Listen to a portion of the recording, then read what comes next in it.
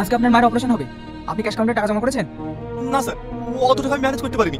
আপনি আমাকে 1 সপ্তাহ সময় দেন, আমি যেভাবে টাকা ম্যানেজ করে নেবো। এটা মুদিখানার দোকান না যে এখন অপারেশন করে দেবো আর তুমি পরে এসে টাকা দেবে। যতক্ষণ না তুমি ক্যাশ কাউন্টারে টাকা জমা করছো ততক্ষণ তোমার মায়ের অপারেশন হবে না।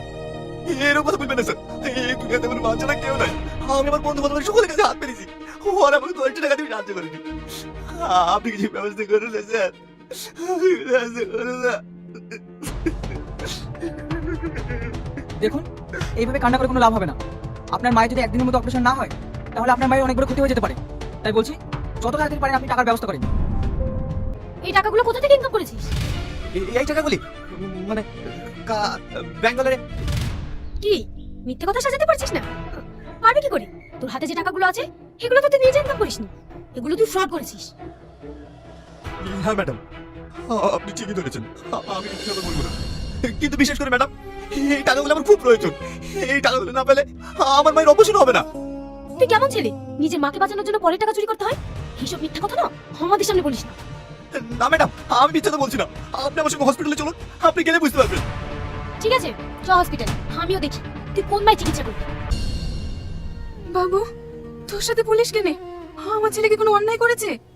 না না আন্টি, আপনি কোনো চিন্তা করবেন না, আমি আপনার ছেলেকে ধরতে আসিনি, আমি আপনার ছেলের বন্ধু, তাই আপনাকে দেখতে এসেছি। এখন কেমন আছেন আন্টি? হ্যাঁ মা, ভালো আছি। বাবু, তুই অতগুলো টাকা জোগাড় করতে পেরেছি? কি হলো, চুপ থাকলি যে?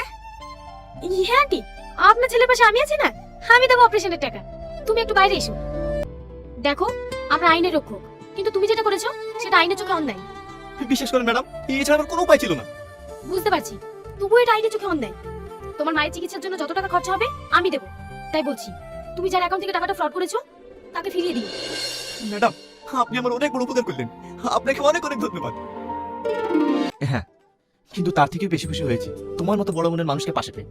আর যদি এই মেয়েটা তোমার জীবনের সঙ্গে জড়িয়ে যায় তাহলে? না না, এটা কিভাবে সম্ভব? তুমি হচ্ছে এক উজ্জ্বল নক্ষত্র, আর আমি সেই নক্ষত্রের আলোয় আলোকিত সামান্য একটা জোনাকি। এটা কখনোই সম্ভব না। এভাবে বলছো কেন?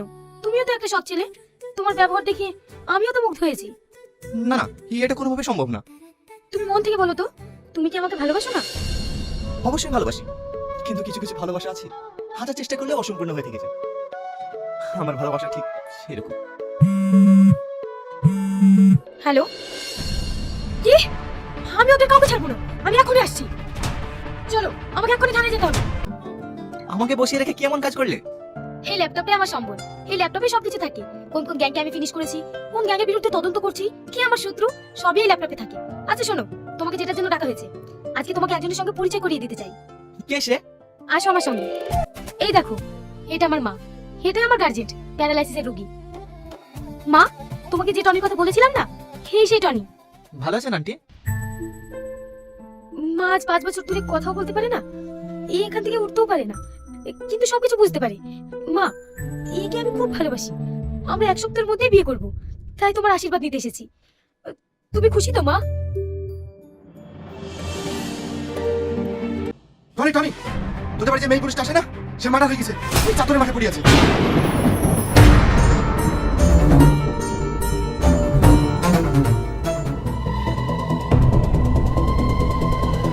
গাড়িতে তোলো।